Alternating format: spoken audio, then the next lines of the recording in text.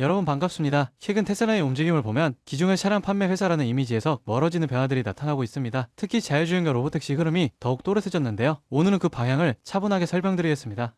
들어가기 전에 한 가지만 안내드리겠습니다. 시장 변동성이 큰 구간에서는 감이 아니라 근거 있는 정보가 수익을 결정합니다. 그리고 참고로 더보기 버튼에 링크 하나 남겨두었습니다. 설문 작성해 주시면 제가 직접 정리한 디관 수급, 주도주 흐름, 다음 날리 후보 리스트를 가장 먼저 받아보실 수 있어요. 영상에서 다 말하지 못한 내용까지 모두 담아놨으니까 투자하시는 분들은 시청 후 꼭 챙겨가세요. 먼저 테슬라의 주요 시장에서 판매가 고르게 약해졌다는 점이 가장 눈에 들어오는데요. 유럽에서는 10월 기준 판매가 절반 가까이 줄었고 중국에서도 3년 만에 가장 낮은 수준을 보였습니다. 한때 가장 탄탄했던 미국 시장도 다시 감소세가 나오기 시작했죠. 모델 3와 모델 Y 중심의 단일 라인업이 경쟁이 심해진 환경에서 확장성을 잃었다는 말이 나옵니다. 소비자들의 선택지가 빠르게 늘어나고 있다는 점도 테슬라에게는 부담으로 작용하고 있죠. 이런 흐름을 바라보는 시장의 시각도 조금씩 바뀌고 있습니다. 단기적으로는 보조금 축소, 금리 부담, 전기 둔화 같은 요소들이 테슬라의 인도량에 직접적인 압력이 되고 있지만 중장기에서는 전혀 다른 부분에 무게를 두는 분석도 많아지고 있는데 특히 FSD, 로보택시, 그리고 휴머노이드 로봇 같은 영역에서의 기술 전개 속도는 테슬라가 기존의 자동차 판매 구조에서 벗어나려는 움직임으로 읽힌다는 평가도 나옵니다. 그 방향은 실제 운영에서도 확인됩니다. 머스크가 오스틴에서 운행 중인 로보택시를 다음 달 거의 2배 수준으로 늘리겠다고 밝힌 배경에는 단순히 서비스 수요를 맞추는 차원을 넘어 실제 주행 데이터를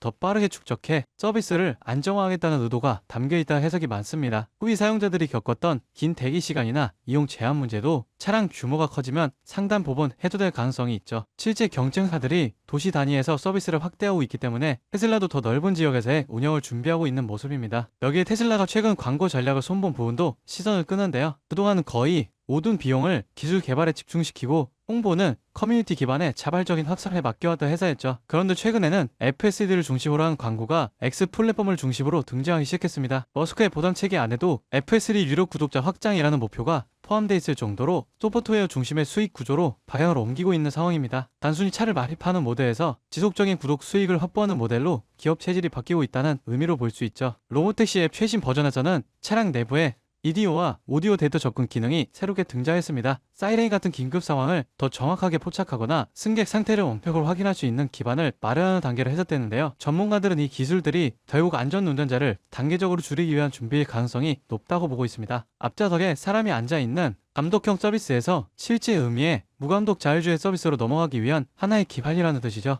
이렇게 보면 최근에 테슬라를 둘러싼 움직임은 단기 판매 지표만으로 읽기에는 조금 아쉬운 부분이 있습니다. 전통적인 차량 판매 기업이 보여주는 패턴과는 완전히 다른 궤도로 이동하고 있기 때문인데요. 차 판매 중심의 구조에서 소프트웨어 자율주행 기반의 서비스 구조로 옮겨가는 전환이 이미 시작됐고 오늘 다뤘던 여러 움직임들은 그 방향이 실제 행동으로 이어지고 있다는 점을 보여줍니다. 여러분도 이 변화를 조금 더 넓은 시각에서 바라보셨으면 합니다. 지금의 숫자들은 당위적인 압력이 될 수 있지만 기업이 향하고 있는 추 자체는 이전과 확실히 달라졌기 때문이죠.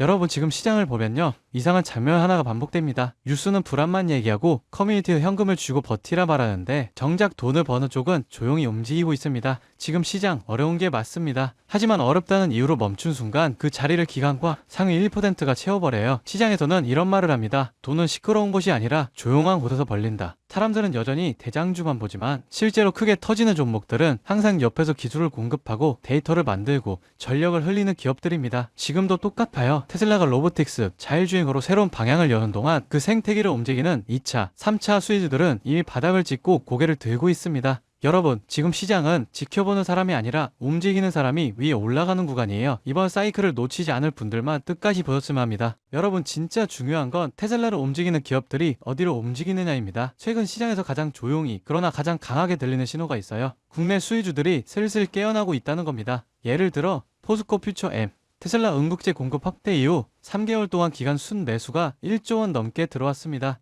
에코프로 BM은 전기차 침체 예의가 나오는 와중에도 테슬라, BYD, CATL의 생산량 증가 전망에 맞춰 실적 컨센서스가 다시 올라오고 있어요. LG 에너지솔루션, 테슬라 상하이 배터리 공급 확대 소식 이후 외국인 매수세가 다시 유입되기 시작했습니다. 이런 흐름은 보통 다음 사이클의 전조가 되죠.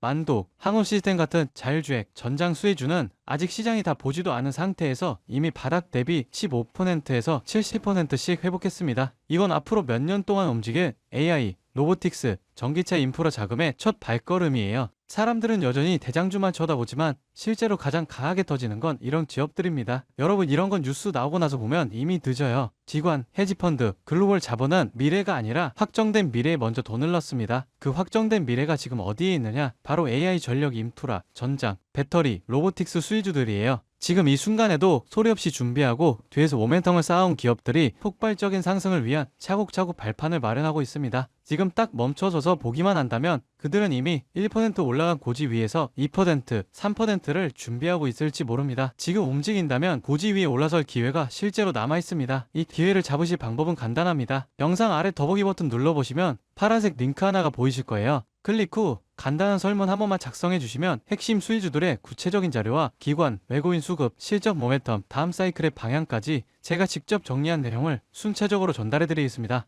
물론 금전 여부나 특정 종목에 강해왔던 건 절대 없습니다. 선택은 언제나 시청자분들의 몫이고 저는 시장을 읽을 수 있는 도구만 전달해 드릴 뿐이에요. 지금 시장은 기다린다고 기회가 오는 구간이 아닙니다. 준비된 사람만이 움직임을 읽고 다음 상승의 첫 파동을 잡아갈 수 있습니다. 제가 드리는 정보들은 그냥 가볍게 참고만 하셔도 되고 앞으로 시장이 어디로 흐르는지 체감하시는 데에도 충분히 도움이 되실 겁니다. 여러분이 시장에서 흔들리지 않고 꾸준히 이익을 쌓아가실 수 있길 진심으로 바랍니다. 오늘 영상은 여기까지고요. 구독과 좋아요는 큰 힘이 됩니다. 다음 영상에서 더 중요한 흐름으로 찾아뵙겠습니다.